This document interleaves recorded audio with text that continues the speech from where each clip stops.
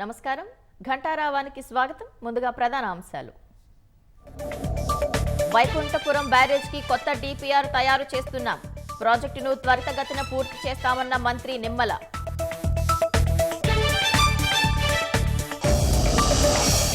హట్కో రుణంతో టిట్కో గృహాలు పూర్తి చేస్తామన్న నారాయణ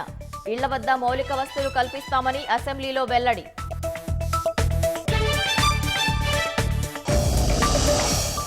ఓబులాపురం మైనింగ్ పై ఆందోళన కేసులో టీడీపీ నేతలకు ఊరట కేసు కొట్టివేస్తూ విజయవాడ ప్రజా ప్రతినిధుల కోర్టు తీర్పు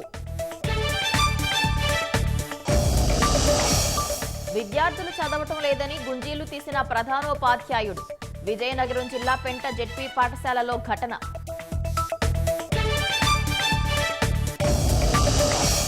మధ్యప్రదేశ్లోని ధార్ జిల్లాలో ఘోర ప్రమాదం 2 వాహనాలను ఢీకొన్న గ్యాస్ ట్యాంకర్ 7గురు మృతి